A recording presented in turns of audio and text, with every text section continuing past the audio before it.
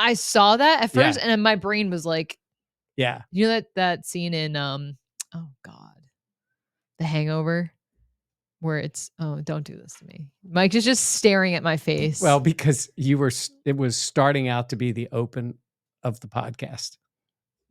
But do you know what I'm talking about? In The Hangover, what's that guy's name?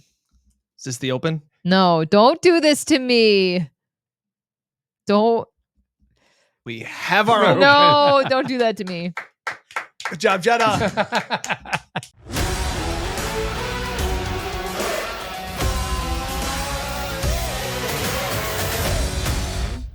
All right, welcome back to the Buffalo Plus channel presented by Connors and Ferris. Mike Catalana, Dan Fates. I am Jenna Cottrell. Please be sure to like, comment, subscribe, and share. We always appreciate it. All right, we're recording this on Tuesday at 5:26. The Bills announcing their roster moves is today, NFL roster cutdown day. Mike, what is your initial takeaway? A few surprises, I would say. I thought Daquan Hardy was going to be on the roster. I thought he was going to be the kick returner. And here, not only do they release him, they go out and make a trade with the Jets. They hadn't made a trade since 1937 with the Jets. Not quite that, but it's been a long time. You were covering the team then, weren't you? Oh, that was funny, you see, because I'm older. And then he made the joke. You shouldn't laugh so much at that.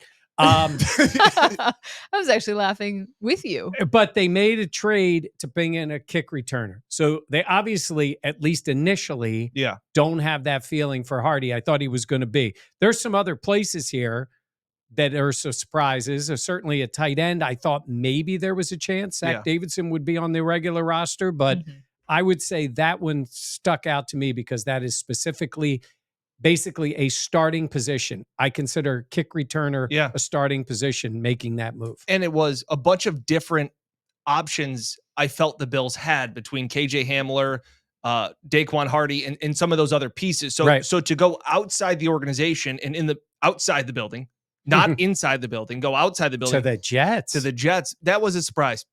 Carrying only 5 wide receivers is a good sign for the health, I think, of both Curtis Samuel as well as MVS. I know what you're saying. All of these guys, they want to bring back on the practice squad and you can elevate a guy for a game day. I understand all that concept, but to only have 5 on the active roster of 53 is a little bit surprising to me.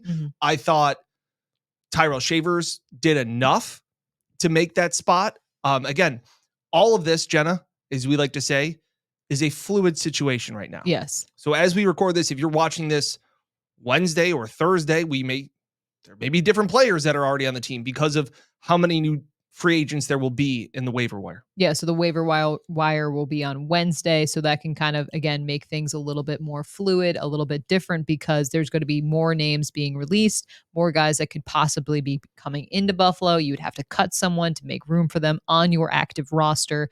So this is a very fluid situation. We have gone, I think, now 3 minutes into this. Buffalo Joe Andreessen. The legend lives on in Buffalo, making the 53-man roster for now. And listen, I think he earned that spot. Yeah. He played well. When he had his moment, he was really good in Pittsburgh. Maybe not quite as good, different circumstances. And I think they wanted him on there. The 53-man thing is for right now. Because we know that he could be one of those guys that if he gets let go, could come back on the practice squad. I think they were certainly concerned about that. I think they wanted him. He earned it. And if they let him go, I think they believed someone would claim him. So they don't have to worry about that for now. We don't know what's going to happen the next day. It also depends who's available. They may say not necessarily a linebacker to replace him. We're talking about maybe a different quarterback or a wide receiver to replace him. And it's not just Buffalo Joe here. This is where, Ross Tucker, who played for the Bills, he talked about it. He goes, when you're in this spot, nobody calls you to tell you you're on the team. They call you to tell you you're getting cut. Yeah. But it's sort of like, you don't want a phone call. Nobody called me and I'm there. But I think they all realize that while it's fluid, they obviously like this guy. They want him on the 53. He's going to be a Buffalo Bill in one form or another. At least that would be my impression, but you never know what happens the next couple of days. It really is an incredible story, though. Yeah. I mean, for him to have a tryout in May and then go to camp. I feel like we were kind of like, oh, that's cool. Like a Western New York native. Like, like, what an amazing story. Like, he's here. He's at training camp. He's at Fisher. And then to see him play well, had his name noticed, have those flashes, have the entire community was already rallying around him, but to see the experience that he got and like his play potential, that to me is incredible. And then you add on him at this point being on the 53-man roster. It really is such, I don't want to say a unique experience because you sometimes see this across the league, but what an amazing story. No, go ahead. You see it across the league, but we're not talking about undrafted free agent From signing. well, this isn't from Alabama. This isn't from Clemson. This is from Buffalo. But not only from Buffalo, but he was a tryout guy. Yeah. This wasn't even, hey, draft's over, we're going to bring the guy in. Yeah. He didn't get that. He had to try out. 3 UB Bills on the 53 right now. That's cool. And Jen, just to your point where you talked about, oh, this is a cool kind of story. I remember in the Bears game, he had a tackle in the fourth quarter. And I looked over at our friend Dom Tibbetts, first team all hair, great head of hair guy. And I remember, and we kind of like smirked, like, there's your Joe Andreessen file. Like, there's your video clip that you'll have of Joe Andreessen, having no idea what would still develop in that story from the Bears game where he played in mop-up duty to starting the next week to then being, this training camp darling that has earned it. It wasn't just, this wasn't the Christian Wade touchdown run where you went, oh, that was a really cool moment, but like, he's never going to play in an NFL game. Honestly, it wasn't even quite like Frank Gore Jr., who was really good. Right. I mean, I figured they would release him, and I think he has a shot to be on the practice squad and maybe someday to play.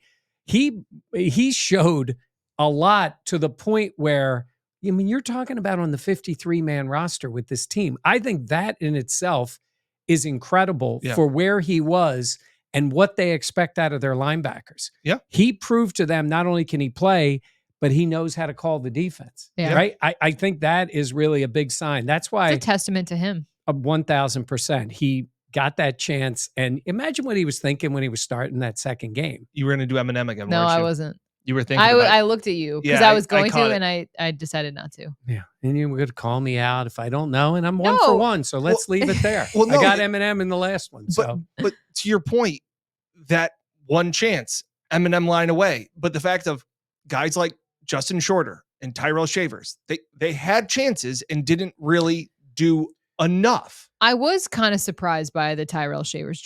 Justin Shorter, I thought, okay, we had him going into this preseason of being like, you know what, this is his shot. He's got the speed. He had the injury last year. It was essentially like a redshirt year. What can he do this summer? And then to see Tyrell Shavers kind of take over, McDermott talking about him so highly in the way that he did. When I think of consistency, I picture Tyrell Shavers. Like, that's pretty incredible for your head coach to say. And whether it be the almost touchdown that Ben DiNucci threw, whatever the reasoning behind that, I was expecting in my head, I was like, Tyrell Shavers will be on the 53-man roster. That to me was someone I was like, oh, and that was a cut that happened earlier on or was reported earlier on in the day. Shout out to Joe Buscaglia of The Athletic. Mm-hmm. He had tweeted about when they got down, they cut KJ Hamler, they cut Shavers, they cut Shorter, they cut Deion Kane, and they're going with 5 wide receivers, which was, again, some of a surprise because we usually think about 6. Joe pointed out, and credit to his tweet, that the Bills had kept 6 at cutdown day. The next day they placed Shorter on IR, and they went with 5 the rest of the season. Mm-hmm. A little bit of different circumstances in the sense of you had Diggs, you had Gabe Davis, you had pieces that you knew what they were. This is still trying to figure out what the utensil drawer is at this point of the season. So that's, I think, where I was a little bit surprised because I thought this may be the year where you keep 6 and maybe you rotate the 6 more. Mm-hmm. I think that's how they end up on the practice squad. I don't think the 6th wide receiver is even active for a game. If they would have kept him on the 53, that's fair. They'll keep these guys on the practice squad. If you are Tyrell Shavers, as good as he was, you have to do what Joe Andreessen did, at least for now. Make it that they can't cut you or they don't believe that you'll be around. I think they believe he's going to be around tomorrow. Again, when you're listening to this, you may hear something otherwise. Put him on the practice squad. The odd thing about the way the practice squad works, and we all know this, is there's guys on the 53 who may not play in the first few games, but a guy on the practice squad might. And that's all new. Yeah. I think it's great for the league. I wish all those guys got full salaries because they don't, because Yeah. it's about a $700,000 difference for what Tyrell Shavers would make on a practice squad and what Joe Andreessen makes on a 53. Right. It's a lot of cash Yeah. for those guys. But in terms of roster flexibility, if you got 5 healthy wide receivers and they're going to play 2 tight ends a lot, we'll see what they end up doing there. I think it makes sense. This is not an old person comment. This is just an experience comment. We were talking about this in the sports office before this. I know. He's gonna ask Oh, me. yeah. Okay. We've only been covering the league for 8. This is going on our 9th year, something like that. What was cut down day like in the 1930s? You couldn't resist. I tried real hard. You couldn't resist. But what was, obviously we're sitting on Twitter all day and just kind of scrolling, seeing when source says this person got. What was it like back in the day when? Yeah. Well, cuts back in happened? the day, Twitter was much better than it is now. That's fair. The pigeon came and So, dropped off. It was, first of all, it was multiple cuts. That's Because right. they would do that The initial round cut. of Yeah, it was cuts. rounds, yeah. Round of Yes, cuts. I forgot But about I think that. you Yeah. guys even Yeah, remember yeah. that. Yeah. That wasn't that Early on, long yeah. ago. Quite honestly, we would get a fax with the moves they made. I mean, what else are they going to do back in Mm. that time? And it was not, teams were not covered the same way they are now. Yeah. But the difference was back when I first started covering the team, when you got cut, you got cut. Like there was no practice squad at Yeah. all. You were gone. And then you just tried to find your way onto another team. In the case now, it's so different. It felt more final when a player was cut. Like we all believe a good percentage of these guys are going on the practice squad, could eventually get elevated, will play in games. Back in the olden days, it was you're cut, you're done, and rarely did they come back. Right. And if they did, it was later in a season based on an injury, whatever, and the guy's not on Yeah. any roster. So it's very different the way it is now. The communication of it is different too. There was There was let's a be donkey honest. that brought in the. Well, there wasn't the interest that it is now in every player on the roster. Yeah. It just was very different. Yeah. So, yes, the technology was very different, but we would probably make a phone call to a landline and they would answer and say, you ring the thing and get it. Mabel, Stop. connect me with the Buffalo Bills. Is that what you're saying? It was just different. But now you guys are all way more attuned to the entire roster. Coverage of training camp is 1,000 times more than Yeah. it was then, especially the daily stuff. So it was like they'd make the cuts, guys would leave. This was your roster. Very, very different. I think the league is much better off with the big practice squads. I think it helps the players and Yeah. it certainly helps the quality of play. 1,000%. I agree. I think a lot of these guys will be back on the practice squad. I also Tuesday, I don't like there's so much fun covering this job and it is so much fun. I don't like this day because for some of these guys, they will be ending their football careers. And I always try to put that in perspective Mhm. because we look at, oh, this guy got cut. And I'm like, no, for some of these players, this is the last time they'll play football. So It's easy to make the jokes of, Kadarius Toney getting cut and things like that. And it's like, I just don't think today's the day to take shots at anybody losing their job. yeah, Especially here. So yeah, I agree. That's No, that's I how mean, I we feel and talk about it. about when I think we about- see that. I was just going to say, you see it. And obviously some of you do. You also too is see the work these guys have put Mhm. into and it. the families are there and Yeah. hanging and on there it's- every. and they move. are hopeful. And Yeah. even a guy like Frank Gore, when we talked to him the other day, he's like, Here whatever or wherever. happens, Yeah. here or wherever. And I hope for all these. I mean, you want to see all of them have jobs in the league because Yeah. they've worked hard to get there. Going off of the practice squad. Yeah. That was when I picked Brandon Beane's brain. Wow. I got Nailed it. Nailed it. Proud of you. How important the practice squad is in the sense of you've already invested coaching Time. resources, time into these players that you want to kind of keep them in your building. A guy like Tyrell Shavers. Now, that's up to them if they want to stay on they could go to another practice squad if they want a fresh start. Kingsley Jonathan, another guy that got cut, that maybe he's just seeing it and going, I'm getting passed up here. I need a new start, do something that Isaiah Hodgins. I know he went on to the Giants 53 and played well over the last few years there, but like guys that we think of like, oh, like they'll just want to stay in the practice squad. They may also want an opportunity to go elsewhere no, and 1,000%, things like yeah. that. But the point I was trying to make is that the practice squad is so valuable because you keep developing them in your system, under your tutelage, under your coaches, knowing the systems, all of those things, where I think before maybe you were just looking for bodies, but like the way that they get elevated now up and down for game days, like it is really an extension since COVID and the new practice squad of the roster. Jenna, I always have thought the rosters are too small. There's too many injuries. I think it was unfair. I didn't like the way the league operated. I always feel like this league is too hard on its own players sometimes with the non-guaranteed contracts, multiple fines. Does any league fine their players as much as the NFL does?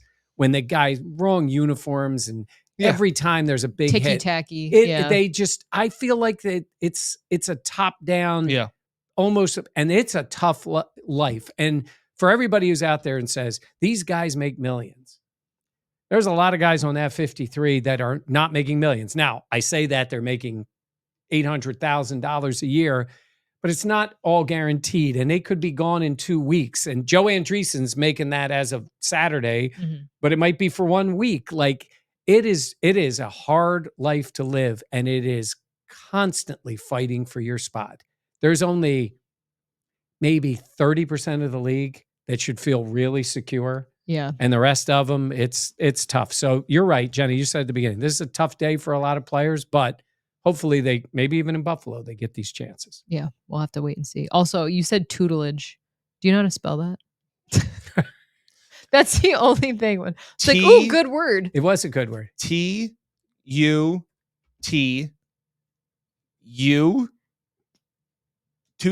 tutelage. TUTE. Can I get that? Yeah, I know. Origin. Your brain. Yeah. LAGE. Yeah. Sure. It's not really that tough. It is spelling, but I just heard Dan say it and I was like, okay, that I got to make sure. She heard what you said. Yeah. I listened. There's clips on social that say otherwise. How about quarterback wise? Ben DiNucci cut. Obviously, Anthony Brown was already cut. I think to me, it's like, okay, what is the status then of Mitch Trubisky? That to me says that maybe he's trending in a better direction than I originally thought, but there's obviously still the opportunity for them. I don't know about that, Jim. I mean, it could be, and it might very well be, but there's also another way to look at it and say they feel like Ben DiNucci's out there if they need him, because he'll probably could come back on the practice squad. I don't know if their eyes are on any other quarterbacks. And that's to your point. Do you know? Did we look up if Kyle Allen was cut?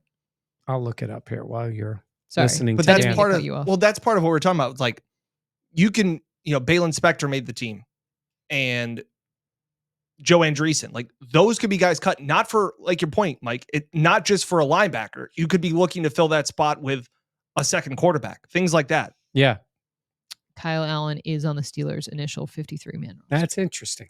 So they kept 3. Yeah. Stashing them. Yeah. Russell Wilson, Justin Fields, and Kyle Allen. Yeah. That sounds fun. A real murderer's row Anything of a quarterback with Russell room. Wilson in it, but anyhow. Let's ride. Dangerous. Yeah. So, but in terms of having a quarterback, if Mitch is not ready, outside of Kyle Allen, if you went out and got another quarterback, somebody they liked, but he's new, I think Ben DiNucci comes back and he's your backup for the first few weeks. Like, how do you get, you would need a guy who has at least been in the building. 1,000%. And practice to be the backup. And there's 2 games in the first, 5 days? 5 days. Of the season. So you better have somebody ready behind Josh. So we'll see it is with Mitch. But if DiNucci's on the practice squad, you could protect yourself to say, if Mitch isn't ready, you elevate him on game day. That's true. Because Mitch, again, we talked about it. We're not the only people that saw it. And it wasn't like we were sneaking behind doors in the building. Yeah. Like Mitch had a noticeable limp walking out of the tunnel on last Saturday. And it's just surprising to think that he could be ready for game. And he's not on the IR. So it's not like he's, you don't think it's 4 weeks, but it's 2 weeks. And like I said, 2 games in 5 days too. Yeah. So you've got to have somebody ready. Yeah, that's Zach true. Davidson surprise you? I wasn't surprised because I think it would be a lot for them to carry 4 tight ends. And I think they really, really love Quentin Morris. But I think Zach Davidson did a decent job this summer of kind of advocating for himself to be on the practice squad once again, or for another team to pick him up. I think it's hard because this team in particular, the tight end room, like it's hard to make the tight end room in this group because you have Dawson, you have Dalton Kincaid, obviously. So not surprised, but I think he had a nice summer, and I think we'll see if that means he lands with another team. Yeah, I guess I had some fear that Quentin Morris's injury was bigger, that he could have landed on the IR. So I think that's a good sign again, where you look at what moves weren't made as deciphering injury status and where they are moving forward with Mitch and with Quentin Morris. So I think that's a good sign. And Zach Davidson had an uphill climb because of the special teams that Quentin Morris provides. Like he's a crucial special teams guy, and Davidson is much more of a poor man's Dawson Knox than he is a Quentin Morris. Like just what they do. What was the look for? That's like, I mean, you're not wrong. Just a poor man's Dawson Knox. But we've talked about it. If you want a tight end running a route and catching a pass, you have two better options than Zach Davidson. That's not a knock at Zach Davidson. It's just it's a fact. Yeah, he could have called him an ugly penny. That's true. But he did not. I've done that before. I thought you were going to say like a great value. I think that's a little bit more insulting. That's really? Like he's a cereal in bags. He's a Kirkland Dawson Knox. Does that work? That's better. Yeah. Kirkland's legit. Yeah. I would say for him, Zach, this is probably the worst roster he could be on. It's got to be up there. I think that's fair. I mean, because Kincaid is a pass catcher, and Knox on a lot of other teams would be the number one pass catcher as a tight end. You know, a good percentage of them. And that's really what he does. I think he could find his way on to somebody's roster because he had put up the numbers. And he's still coming back from his ACL. I think people asked, he was talking after the game on Saturday, where do you think you are? He thought he did enough to make the 53. So did Tyrell Shavers. And just also the fact of trying to compartmentalize that as they talk about the process and where you are along, and not just where you stand on the roster, but he was coming back from an ACL injury and where he thinks his game is. So all of that stuff plays into it with where you see yourself in the future, not only in this organization, but in the league. I also wanted to mention, Jenna, with safeties, they cut Kendall Williamson, which I think would look like it was going to be the case, but they also cut Kareem Jackson. And the only reason Kareem Jackson's been around a long time, 14 years in the league. But if you were really worried about having veterans on the field and the injuries, I think Kareem Jackson, not a terrible guy to keep on the roster. Wouldn't it be kind of wild if he's 15 years in the league and you end up on a practice squad? But I guess you could. We don't know what they'll do. LeGarrette Blount did it. I mean, they signed him late, though. I feel like they thought that was camp body. Yeah, I think maybe they feel like if they need him, he'll be available. Yeah, it could be. But good sign for Bishop. Good sign for Mike Edwards. Yes. Because, by the way, when you look at that, Mike Edwards, the offensive lineman. Oh my! I saw that at first, and my brain was like, "Yeah." You know that scene in The Hangover, where it's don't do this to me. Mike is just staring at my face. Well, because it was starting out to be the open of the podcast. But do you know what I'm talking about in The Hangover? What's that guy's name? Is this the open? No, don't do this to me. Don't. What's the weird guy's name? Zach Galifianakis. Zach Galifianakis. We have our own. No, don't do that to me. Good job, Jenna.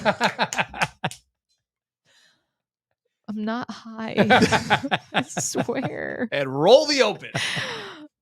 Do you know what I'm talking about, though? Where they're like, the math? Yeah, yes, I know exactly. The math is like going in front of his face. Yes, I know. Okay, you just left me out to dry. We needed an open. Oh my God. I don't even remember what I was talking about. Yeah, well, that's what happens when you're high. No, it was not high. With Mike now Edwards. my mom's going to be mad. I would say, thank you, Terry. She gets mad when people say that about Jenna. I'm not. I am not. She just couldn't remember what she was saying. I'm not. Look, my eyes are not red. A little bit. No. Okay. All right, who else? KJ Hamler. Yeah. I wasn't really surprised. I just thought with the return game. And by the way, what we saw was out there at wide receivers. If they were interested, there's a few players that Noah Brown. I like Noah Brown a lot. Like him a lot. And I think he plays on the outside. I mean, So he was a vested veteran. So he goes instantly to the free agent. He does not have to clear waivers. He is a free agent. He can sign with whoever he wants. And again, Okay. Go ahead. You're fine. Nope. All done. You're going to find yourself for that? Yeah. Yep. It's because Dan says "and again" a lot. Yeah. We never repeat ourselves. No. It never His happens. hair's on fire, though. But I do like Noah Brown's skill set, and it's interesting. Houston's got a great. It's interesting. Oh, yeah, that was one of mine. That's one of mine too. Yeah. You also say listen. People say that. I know. Listen. And I've guarded against it. He just says that all the time. It's not just a podcast. Yeah, I would say thing. without the camera here, he Yeah. still says listen. Listen. I People usually came here for point Bill's when I content. say it. Yeah. Hey, there's a touchdown. It was in this end zone. Okay. Okay. Okay. Back to Noah Brown. I like his skill Absolutely set unhinged. to play on the outside. He's been around the league. But it's interesting to think about, does he like the setup in Buffalo? I have no idea whether he would be interested. Right. They have 5 players. They have their room set up. It's about being an improvement over any of those guys.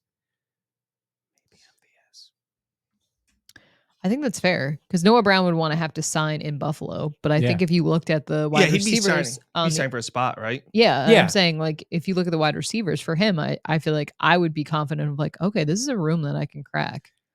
A veteran like that can sign onto a practice squad. I'm not saying he is initially because they're not clearing waivers. Like he's out there. So it doesn't have to be that you have to put him on the 53. He can.